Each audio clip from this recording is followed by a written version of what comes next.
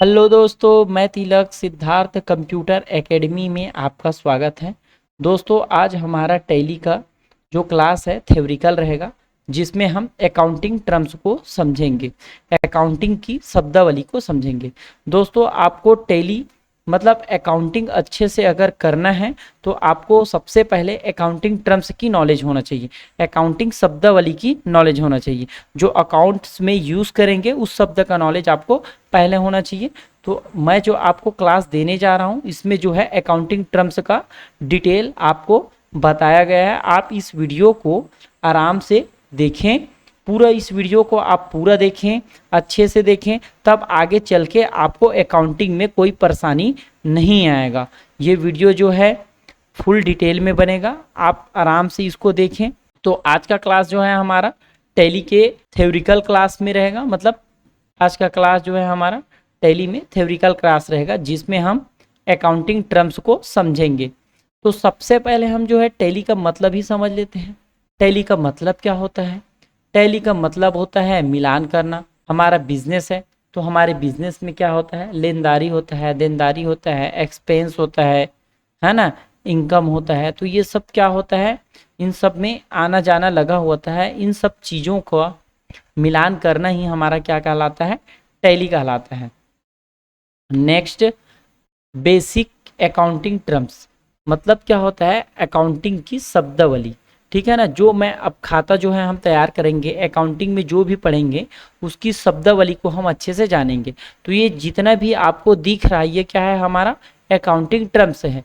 तो हम एक एक को क्या करेंगे? डिटेल में पढ़ेंगे। तो सबसे पहला हमारा जो आता है अकाउंट आता है, अकाउंट्स आता है। अकाउंट्स का मतलब क्या होता है? खाता बही होता है। क्या होता है?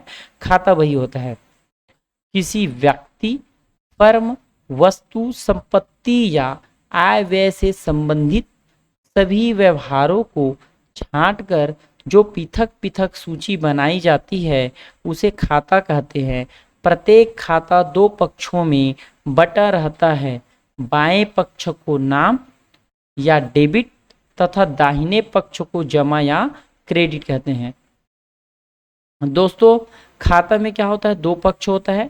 एक पक्ष को हम नाम या डेबिट कहते हैं तथा दूसरे पक्ष को हम जो है जमा या क्रेडिट कहते हैं, ठीक है। तो बाएं पक्ष में हमारा जो क्या होता है?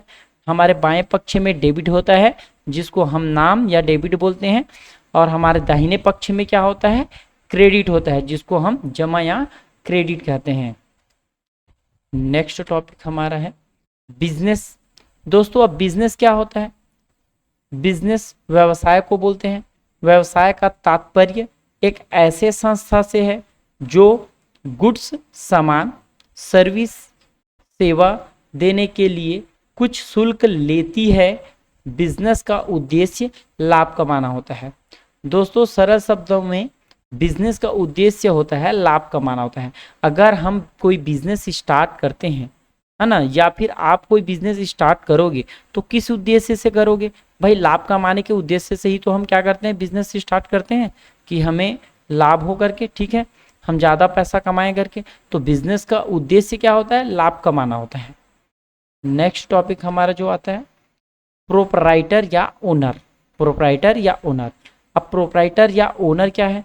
प्रोपराइटर वह होता है जो बिजनेस में पैसा इन्वेस्ट करता है और बिजनेस में होने वाले प्रॉफिट, लाभ स्वयं मालिक का होता है, और बिजनेस को अगर लॉस होता है तो वह बिजनेसमैन स्वयं वहन करता है। दोस्तों, प्रोपराइटर या ओनर का मतलब होता है बिजनेस का मालिक, है ना। जो भी बिजनेस को स्टार्ट करता है उसका मालिक ही वहाँ का क्या कहलाता है? प्रोपराइटर या ओनर कहलाता है। तो दोस्तों, अगर बिजनेस में कोई लाभ हुआ है, अगर हम बिजनेस कर रहे हैं, अगर उस बिजनेस से हमें लाभ हो रहा है तो वो लाभ का हिस्सा हमारा होगा, ठीक है। लेकिन अगर हमारे बिजनेस को कभी कहीं लॉस हो जाता है तो उसका वहन भी हमें क्या करना पड़ेगा? स्वयं करना पड़ेगा। तो प्रोपराइटर कौन होता है? बिजनेस का मालिक होता है जो बिजनेस में पैसा लगाता है, और बिजनेस से जो भी फायदा होता है वो किसका होता है? प्रोपराइटर का होता है ना, मतलब ओनर का होता है। अगर बिजनेस में अगर कोई लॉस भी हो जाता है तो वो भी कौन उठाता है? प्रोपराइटर ही उठाता है, क्योंकि प्रोपराइटर जो है बिजनेस का मालिक होता है, ठीक है। नेक्स्ट हमारा जो आता है कैपिटल। अब कैपिटल क्या है? व्यवसाय के स्वामी द्वारा व्यवसाय को प्रारंभ करने के लिए जो धन रोकड़ या अन्य संपत्ति के रूप में लगाया जाता है उसे पूंजी कहते हैं। देखो दोस्तों, अगर कोई बिजनेस स्टार्ट करता है, ठीक है ना, तो अगर बिजनेस स्टार्ट करता है तो क्या करता है, उसमें पैसा लगाता है, ठीक है ना। तो पैसा जो लगाता है वो क्या कहलाता है? पूंजी कहलाता है, ठीक है। जो पैसा आप बिजनेस अगर स्टार्ट करते हो, अगर उसमें पैसा या गुड्स या फर्नीचर वगैरह लगाते हो तो वो उस बिजनेस में क्या कहलाएगा? कैपिटल कहलाएगा, ठीक है दोस्तों। तो बिजनेस में जो भी हम पैसा या गुड्स या संपत्ति फर्नीचर वगैरह लगाते हैं तो वो हमारा क्या कहलाता है? कैपिटल कहलाता है। कैपिटल जिसको हम पूंजी बोलते हैं। नेक्स्ट हमारा आता है ड्राइंग्स। ड्राइंग्स क्या है? ड्राइंग्स का मतलब होता है आहरण। ड्राइंग्स का मतलब क्या होता है? आहरण। आहरण को हम इंग्लिश में ड्राइंग्स बोलते हैं। व्यवसाय के स्वामी द्वारा व्यवसाय से निजी उपयोग के लिए जो माल रोकड़ निकाल लिए जाते हैं उसे आहरण या निजी व्यय कहते हैं। आहरण से पूंजी की मात्रा कम हो जाती है, ठीक है। देखो दोस्तों, मैंने जब बिजनेस स्टार्ट किया तो उसमें मान के चलो मैंने 5 लाख रुपया लगाया, ठीक है। मैंने क्या किया, बिजनेस स्टार्ट किया तो उसमें क्या कर दिया, 5 लाख रुपया लगा दिया। अब 5 लाख रुपए में से मेरे निजी उपयोग के लिए, मैंने अपने घर के उपयोग के लिए मैंने 5 लाख में से क्या कर दिया, 1 लाख रुपया अपने निजी उपयोग के लिए निकाल लिया, ठीक है। तो जो निजी उपयोग के लिए मैंने 1 लाख रुपया निकाला है उसको क्या बोलेंगे? ड्राइंग्स बोलेंगे। क्योंकि निजी उपयोग के लिए अगर मैं कोई पैसा निकालता हूँ स्वयं के उपयोग के लिए तो वो क्या होता है, मेरा ड्राइंग्स कहलाता है। और ये ड्राइंग्स मेरा क्या होगा, कैपिटल में से कम होगा। क्योंकि मैंने जो 5 लाख लगाया था, है ना, उस 5 लाख में से मैंने क्या किया है, अपने निजी उपयोग के लिए 1 लाख रुपया निकाला है। तो वो 1 लाख रुपया मेरा क्या हो जाएगा, ड्राइंग्स हो जाएगा। और 4 लाख जो बचा है वो मेरा क्या रहेगा, कैपिटल रहेगा। तो मेरा 5 लाख का कैपिटल अब कितना हो गया, 4 लाख का हो गया ना। तो ड्राइंग्स का मतलब हो गया दोस्तों, अगर हम निजी उपयोग के लिए कोई पैसा निकालते हैं तो उसको हम क्या बोलेंगे, ड्राइंग्स बोलेंगे। लायबिलिटीज। लायबिलिटीज क्या होता है? लायबिलिटी यानी देयता किसी व्यक्ति या कंपनी का बकाया होती है जो आम तौर पर धन की एक राशि होती है। देखो दोस्तों, अगर हम किसी कंपनी से या बैंक या किसी व्यक्ति से लोन लेते हैं, है ना, तो लोन लेते हैं तो हमें क्या होता है, उसको पैसा देना रहता है, बाकी रहता है ना। तो अगर हम किसी से पैसा लोन लिए हैं या उधार में सामान खरीदे हैं तो हमें उसे क्या होता है, पैसा देना होता है। तो ये हमारे लिए क्या हो गया, बकाया हो गया ना, पैसा देना बाकी हो गया। तो ये हमारा क्या कहलाएगा, लायबिलिटी कहलाएगा। लायबिलिटी को हम क्या बोलते हैं, कर्जा भी बोलते हैं, ठीक है ना। मैंने अगर किसी से उधार में सामान खरीदा है या उधार में पैसा लिया है तो यहाँ पे मेरा क्या हो गया, कर्जा खड़ा हो गया, मतलब लायबिलिटीज खड़ा हो गया, ठीक है दोस्तों। तो लायबिलिटी किसको बोलेंगे, कर्जा को बोलेंगे, जो हम उधार में खरीदते हैं या उधार में किसी से पैसा लेते हैं। नेक्स्ट हमारा है एसेट्स या संपत्ति। अब एसेट्स या संपत्ति क्या है? एसेट्स भी 2 प्रकार का होता है, एक होता है फिक्स एसेट्स और दूसरा होता है करेंट एसेट्स। अब फिक्स एसेट्स में क्या होता है, 2 होता है, एक होता है टेजिबल एसेट्स और दूसरा होता है इनटेजिबल एसेट्स। एक होता है हमारा टेजिबल एसेट्स। अब टेजिबल एसेट्स में क्या होता है, जैसे कि मेरा हो गया कंप्यूटर हो गया, मोबाइल फ़ोन हो गया, कैश हो गया, बिल्डिंग हो गया, है ना। ये क्या है, मेरा टेजिबल एसेट्स है, जिसको मैं देख सकता हूँ, छू सकता हूँ और महसूस कर सकते हो, देख सकते हैं, छू सकते हैं, ठीक है ना। तो ये हमारा कौन सा एसेट्स होता है, टेजिबल एसेट्स होते हैं, जो हमारा संपत्ति होता है, जो हम बिजनेस को चलाने के लिए यूज करते हैं। दूसरा हमारा होता है इनटेजिबल एसेट्स।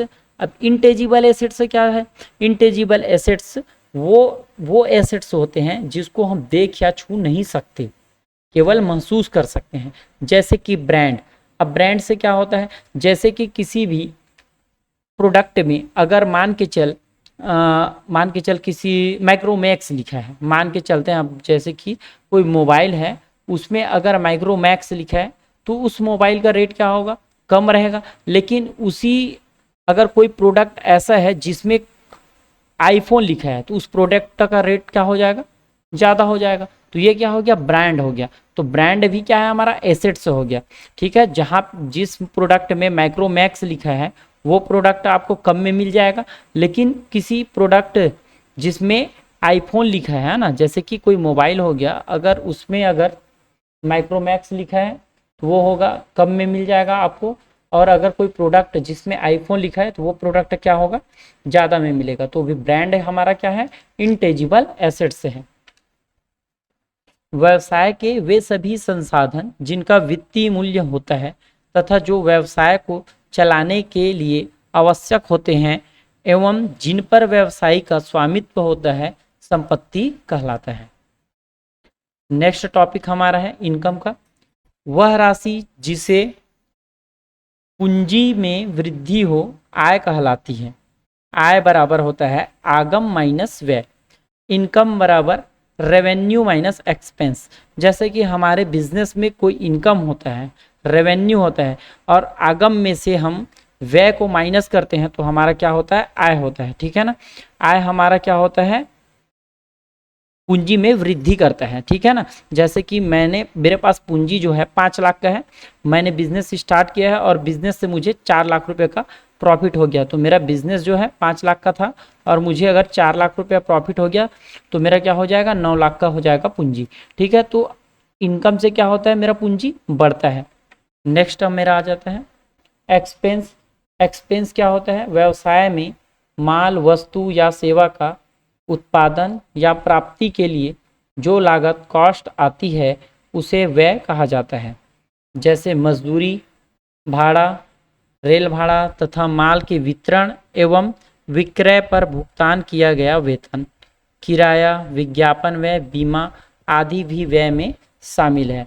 दोस्तों जैसे कि कोई बिजनेस हम स्टार्ट किए हैं तो उसमें हमारा क्या होता है, खर्चा भी होता है।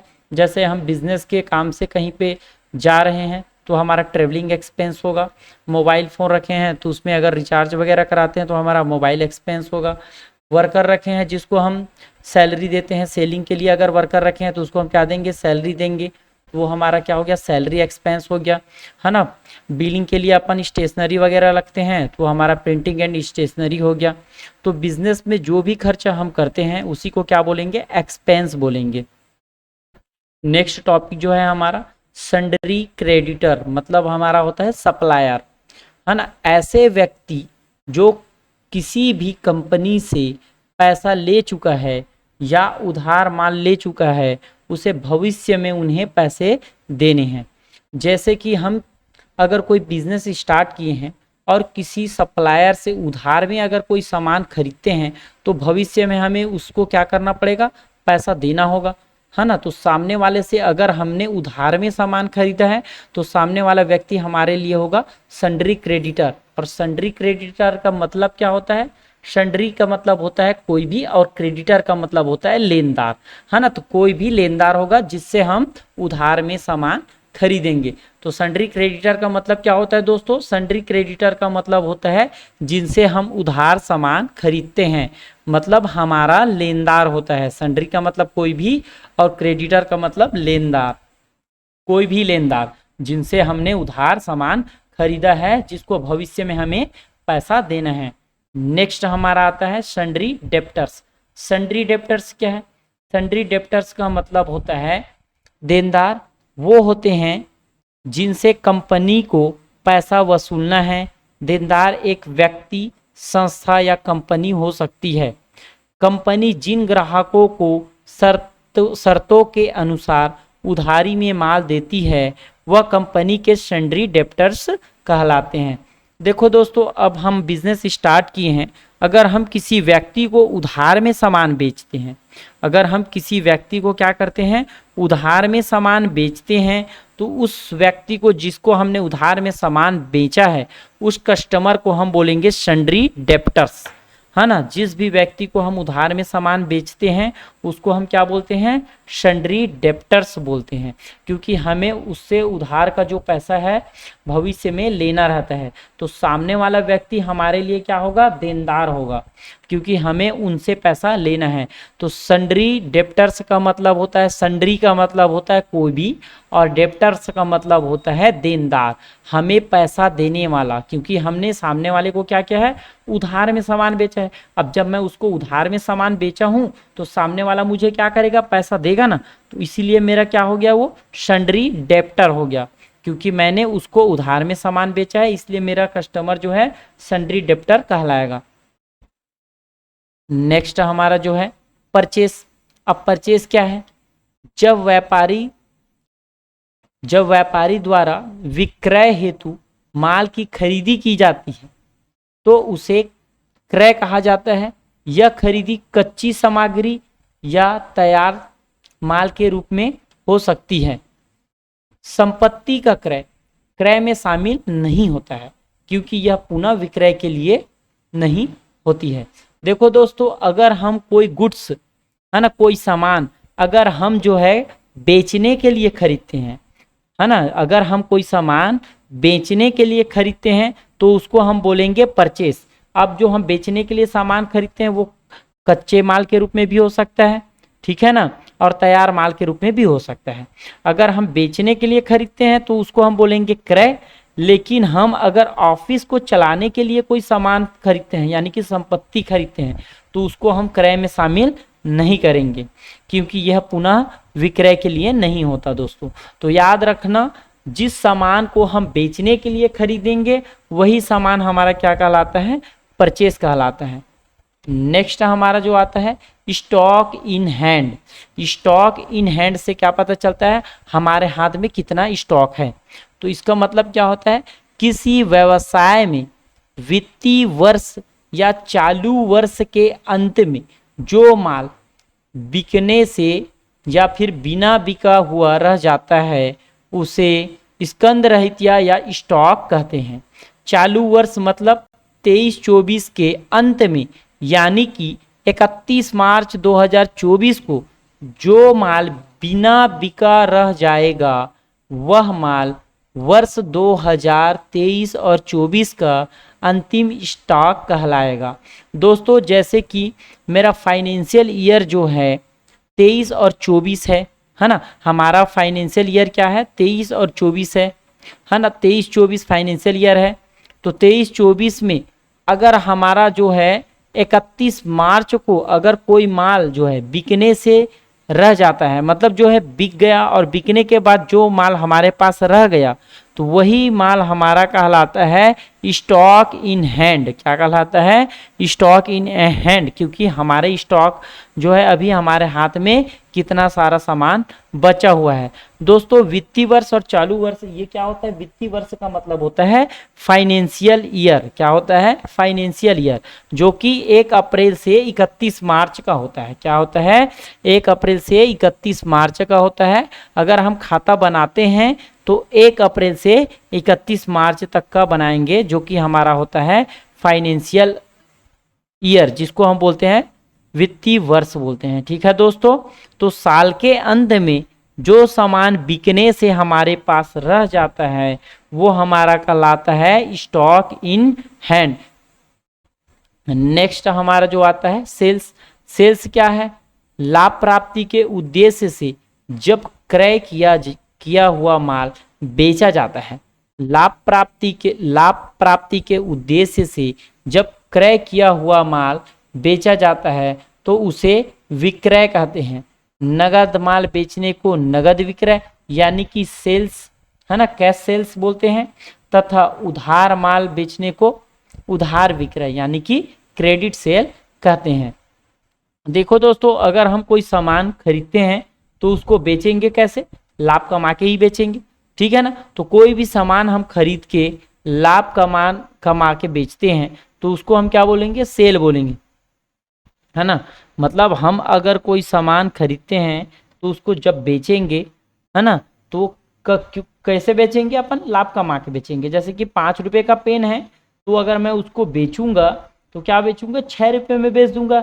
या जैसे कि मेरे पास 10,000 का कंप्यूटर है तो मैं उसको क्या करूंगा, सामने वाले ग्राहक को 12,000 में बेचूंगा। ठीक है, तो 12,000 में बेचूंगा, तो ये मेरा जो, अगर मैं नगद बेचता हूँ कंप्यूटर तो मेरा कहलाएगा कैश सेल, अगर मैं उधार में बेचता हूँ तो मेरा कहलाएगा क्रेडिट सेल। नेक्स्ट मेरा आ जाता है परचेस रिटर्न।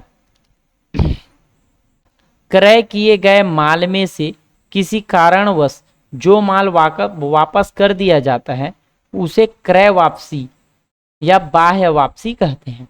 जैसे कि हमने कोई सामान खरीदा है और हमें उस सामान में या उसकी क्वालिटी में कुछ कमी लगा और हमने उस सामान को वापस कर दिया, तो वो हमारा क्या कहलाएगा, परचेस रिटर्न। क्योंकि हमने सामान खरीदा और उसके बाद हमने क्या कर दिया, सामान को रिटर्न कर दिया। क्या कर दिया, रिटर्न कर दिया, तो हमारा सामान क्या कहलाएगा, परचेस रिटर्न। और परचेस रिटर्न कब किया जाता है, जब हमें सामान पसंद ना आए या उसकी क्वालिटी अच्छा न लगे, तो हम क्या करेंगे, सामने वाले व्यक्ति को वापस करेंगे, तो उसको हम बोलेंगे परचेस रिटर्न बोलेंगे। नेक्स्ट हमारा जो आता है ड्यूटी एंड टैक्सेस। अब ड्यूटी एंड टैक्सेस क्या है, देखो सरकार जो है अभी हम सब सामान जो खरीदते हैं उसके ऊपर जीएसटी लगा दिया है, जिसको हम ड्यूटी एंड टैक्सेस में समझते हैं। ठीक है ना, ड्यूटी एंड टैक्सेस का मतलब होता है टैक्स, है ना, जीएसटी। अब जीएसटी क्या होता है, goods and services tax. GST का फुल फॉर्म क्या होता है, गुड्स एंड सर्विसेज टैक्स। कई जने इसको क्या पढ़ते हैं, कुछ लोग ऐसे हैं जो पढ़ते हैं गुड्स एंड सर्विस टैक्स, तो ये गुड्स एंड सर्विस टैक्स नहीं है, इसका मतलब होता है गुड्स एंड सर्विसेज टैक्स। ठीक है, तो ये अब क्या हो गया, ये टैक्स हमें किस टाइप से देना होता है, जैसे कि हमारा जो है ना इंटर स्टेट टैक्स, है ना, इंटर स्टेट टैक्स कब देंगे हम, जब राज्य से बाहर खरीदी बिक्री करेंगे। इंटर स्टेट टैक्स कब देंगे हम, जब राज्य से खरीदी बिक्री करेंगे। अगर हम जो है, जैसे कि मैं अभी छत्तीसगढ़ का रहने वाला हूँ, अगर मैं अदर स्टेट से कोई भी खरीदी बिक्री करता हूँ तो उसमें मुझे देना पड़ेगा इंटर स्टेट टैक्स। लेकिन अगर मैं अपने राज्य के अंदर ही खरीदी बिक्री करता हूँ, ठीक है, अगर मैं अपने राज्य के अंदर ही खरीदी बिक्री करता हूँ तो वो मेरा कहलाता है इंट्रा स्टेट टैक्स। ठीक है दोस्तों, अगर मैं अपने राज्य से खरीदी बिक्री बाहर खरीदी बिक्री करता हूँ, है ना, तो वो मेरा कहलाएगा इंटर स्टेट टैक्स। अगर मैं अपने राज्य के अंदर ही रह के खरीदी बिक्री करता हूँ तो वो मेरा कहलाएगा इंट्रा स्टेट टैक्स कहलाएगा। ठीक है, नेक्स्ट टॉपिक जो हमारा आता है सेल्स रिटर्न का आता है। तो अब सेल्स रिटर्न क्या चीज है, किस, अब सेल्स रिटर्न का मतलब समझ लेते हैं। विक्रय किए गए माल में जो माल किसी कारणवश, है ना, ग्राहक द्वारा वापस कर दिया जाता है उसे विक्रय वापसी या सेल्स रिटर्न कहते हैं। ठीक है दोस्तों, विक्रय किए गए माल में जो माल, यहाँ पे भाल हो गया दोस्तों, ये माल है। ठीक है, जो माल किसी कारणवश ग्राहक द्वारा वापस कर दिया जाता है उसे विक्रय वापसी कहते हैं। जैसे कि दोस्तों मैंने किसी ग्राहक को कोई भी सामान बेच दिया है, ठीक है ना, अब उसमें से सामान जो है उनको पसंद नहीं आया, वो सामान जो है मुझे वापस कर दिया, तो सामने वाला जब मुझे सामान वापस करता है उसको मैं बोलूंगा सेल्स रिटर्न बोलूंगा। नेक्स्ट टॉपिक जो आता है लोन्स लायबिलिटीज। लोन्स लायबिलिटी का मतलब क्या होता है, लोन्स लायबिलिटी जो होता है दो प्रकार का होता है। क्या होता है, दो प्रकार का होता है। एक होता है सिक्योर्ड लोन, एक होता है हमारा सिक्योर्ड लोन और एक होता है हमारा अनसिक्योर्ड लोन। एक हमारा क्या होता है, सिक्योर्ड लोन, और एक होता है हमारा अनसिक्योर्ड लोन। अब सिक्योर्ड लोन क्या चीज है, ये सिक्योर्ड लोन जो है, तो सिक्योर्ड लोन यानी सुरक्षित कर्जा, नाम से ही बहुत कुछ साफ है। सिक्योर्ड लोन में बैंक किसी संपत्ति को गिरवी रखकर लोन देता है। सिक्योर्ड लोन में कस्टमर को हमेशा बैंक को किसी गारंटी या संपत्ति देनी होती है। जैसे अगर आपने घर खरीदने के लिए होम लोन लिया है तो मकान के कागजात पर बैंक का अधिकार तब तक रहेगा जब तक कि आप सारा लोन चुका न दें। देखो दोस्तों, सिक्योर्ड लोन का मतलब होता है जो लोन हम सिक्योरिटी पे लेते हैं। जैसे कि हम बैंक में अगर जाते हैं तो बैंक में क्या होता है, हम बोलेंगे भैया हमें लोन चाहिए 5 लाख रुपया, तो क्या बैंक वाला हमें दे देगा लोन? नहीं देगा।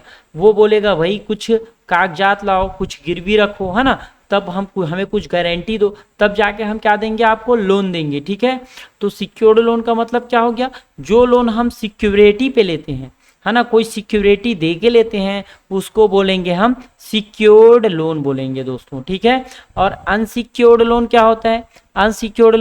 अनसिक्योर्ड लोन यानी कि असुरक्षित कर्जा होता है। जब कोई लोन बिना किसी गारंटी के दिया जाता है तो वह अनसिक्योर्ड लोन होता है। इस लोन में कस्टमर किसी तरह की गारंटी या कोलेटरल नहीं किया जाता। बैंक अनसिक्योर्ड लोन कस्टमर की क्रेडिट हिस्ट्री और क्रेडिट स्कोर को देखते हैं। ठीक है, अगर कोई बैंक अनसिक्योर्ड लोन देता है तो सामने वाली कस्टमर की क्या देखता है, क्रेडिट हिस्ट्री या फिर क्रेडिट स्कोर देखकर देते हैं।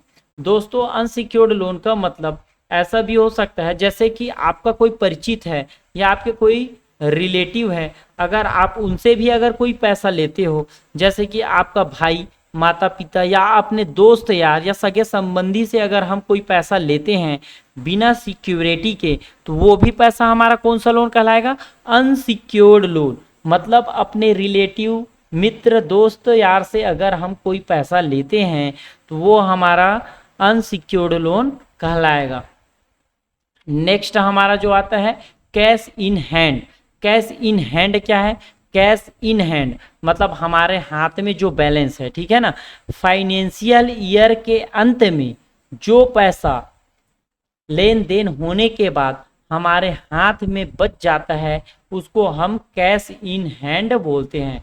देखो दोस्तों, मैं बिजनेस कर रहा हूं, उसमें मेरे पास कैश जो है ना, कम ज़्यादा होते रहता है साल में। जब मैं सामान खरीदता हूं तो कैश कम होता है, स्टॉक बढ़ता है। ठीक है, अगर मैं स्टॉक खरीदता हूं तो कैश, स्टॉक बढ़ता है, कैश कम होता है। अगर जब मैं स्टॉक बेचता हूं तो क्या होगा, मेरा स्टॉक कम होगा और कैश जो है बढ़ेगा। तो साल के अंत में जब लेन देन होने के बाद, है ना, मेरे साल के अंत में अगर मेरे पास कोई पैसा बच जाता है तो वो पैसा मेरा कहलाता है स्टॉक इन हैंड। मैं आपको पहले भी बता चुका हूँ, फाइनेंशियल ईयर का मतलब होता है 1 अप्रैल से 31 मार्च। ठीक है, अगर 31 मार्च में अगर कोई पैसा मेरे हाथ में रह जाता है तो वो मेरा क्या कहलाएगा, कैश इन हैंड कहलाएगा। नेक्स्ट हमारा जो आता है deposit assets. Security deposit. Security deposit वह धन होता है जो किसी लेंडर या किसी होम या अपार्टमेंट के विक्रेता को मूव इन करने के इरादे और डोमिसाइल की केयर के साक्ष्य के लिए दिया जाता है। सिक्योरिटी डिपॉजिट रिफंडेबल भी हो सकता है और गैर रिफंडेबल भी हो सकता है, मतलब रिफंड भी मिल सकता है और रिफंड नहीं भी मिल सकता है। देखो दोस्तों, मैं आपको सरल शब्दों में समझा देना चाहता हूँ। डिपॉजिट एसेट्स का मतलब क्या होता है, जैसे कि मेरा कोई शॉप है ना, और मेरा शॉप जो है स्टॉक से भरा हुआ है, लेकिन मैं और सामान परचेज करना चाहता हूँ, तो उस परचेज किए हुए स्टॉक को मैं क्या करूँगा, सामान को मैं दूसरी जगह रखना चाहता हूँ, तो उसके लिए मैं क्या करूँगा, गोडाउन रेंट में लूँगा। तो अगर मैं किसी के पास गोडाउन रेंट लेने के लिए जाता हूँ और बोलता हूँ भैया मुझे रेंट चाहिए, आपका ये जो है शॉप जो है मुझे रेंट में दे दो, तो सामने वाला क्या बोलेगा, भैया ये मैं रेंट में आपको दे तो दूंगा, लेकिन इसके लिए आप मुझे क्या कर दो, कोई सिक्योरिटी दे दो। ठीक है, तो मैं क्या करूँगा, एक चेक या फिर कैश जो है सिक्योरिटी के रूप में उसको क्या कर दूंगा, उसके पास जमा रखूँगा। तो वही क्या कहलाता है, मेरा सिक्योरिटी डिपॉजिट कहलाता है। अब मैं क्या करूँगा, हर महीने उसको किराए का पैसा देते रहूँगा, और जब मैं खाली करूँगा, है ना, उसके शॉप को, जो मैं गोडाउन लिया हूँ, तो वो मेरा पैसा जो है, जो मैंने डिपॉजिट करके रखा है, वो मुझे क्या कर देगा, रिफंड कर देगा। तो मेरा रिफंडेबल हो गया। या फिर मैं बोलता हूँ भैया मैं आपको 2 महीने का पैसा नहीं दे पाऊँगा, आप मेरे जो सिक्योरिटी डिपॉजिट रखा हूँ उसमें से आप काट लो, और मैं जो है आपका दुकान जो है छोड़ूंगा, खाली करूंगा, तो वो मेरा क्या हो गया, नॉन रिफंडेबल हो सकता है। ठीक है, तो क्या होता है, डिपॉजिट एसेट्स जो होता है रिफंडेबल भी होता है और नॉन रिफंडेबल भी हो सकता है। नेक्स्ट हमारा जो आता है बैंक। अब बैंक क्या है, अब भाई बैंक से भी हमारा क्या होता है, बिजनेस अगर है तो हमारे पास बैंक भी है। अब बैंक से ही हमारा क्या होता है, लेन देन होता है। ठीक है, तो ज़्यादा सेविंग अकाउंट जो होता है हमारा पर्सनल होता है और करेंट अकाउंट जो होता है हमारा जो है बिजनेस के लिए है। तो ज़्यादातर बिजनेसमैन जो है करेंट अकाउंट यूज़ करते हैं, है ना। खाता जो है इसमें क्या होता है, पैसा का लिमिट जो है निकालने और जमा करने का लिमिट जो है अच्छा रहता है ना। अपन जो जितना पैसा चाहे निकाल सकते हैं और जमा कर सकते हैं, लेकिन सेविंग में उतना पैसा ज़्यादा निकाल या जमा नहीं कर सकते। ठीक है ना, 10 लाख से ज़्यादा एक साल में अगर हम जमा वमा करते हैं तो इससे क्या हो गया, नोटिस आने की संभावना रहेगा। ठीक है, तो अपन क्या करेंगे, अगर हमारे पास बिजनेस है तो हम ज़्यादा लेन देन किस में करेंगे, करेंट अकाउंट से ही करेंगे। ठीक है, बैंक अकाउंट का मतलब भी आप समझ गए। नेक्स्ट टॉपिक जो आता है हमारा, लोन एंड एडवांस। नाम से ही पता चल रहा है कि हम किसी को लोन दे रहे हैं या फिर एडवांस में दे रहे हैं। किसी अपने रिलेटिव या परिचित व्यक्ति या स्टाफ के किसी भी व्यक्ति को लोन के रूप में या एडवांस के रूप में कैश देते हैं तो उसे हम लोन या एडवांस कहते हैं। देखो दोस्तों, अगर मैं जो है अपने रिलेटिव को या अपने परिचित के किसी व्यक्ति को या फिर अपने स्टाफ के किसी मेंबर को अगर कोई पैसा लोन के रूप में या एडवांस के रूप में अगर देता हूं तो उस पैसे को मैं क्या बोलूँगा, लोन एंड एडवांस बोलूँगा। ठीक है ना, जिनको मैं पैसा दे रहा हूँ सामने वाले को। ठीक है, तो मेरा कौन सा क्या होगा, वो लोन एंड एडवांस होगा। मतलब किसी रिलेटिव परिचित व्यक्ति या फिर स्टाफ के मेंबर को अगर मैं कोई पैसा देता हूँ तो वो मेरा कहलाता है लोन एंड एडवांस। लेकिन जो पैसा मैं दूंगा वो खरीदी, अगर मैंने सामान खरीदा है उसके बदले में अगर मैं पैसा देता हूँ तो वो मेरा लोन एंड एडवांस नहीं है। ठीक है ना, मैं अगर पैसा किसी को लोन में देता हूँ, है ना, या फिर एडवांस में देता हूँ तो ही मेरा कहलाएगा loan and advance. Next, expenses payable. अब ये एक्सपेंसेस पेबल क्या चीज़ है दोस्तों, एक्सपेंसेस का मतलब होता है खर्चा और पेएबल, पेबल का मतलब होता है देना बाकी। तो एक्सपेंसेस पेबल खर्चा देना बाकी है, क्या हो गया, एक्सपेंसेस पेबल का मतलब हो गया खर्चा देना बाकी है।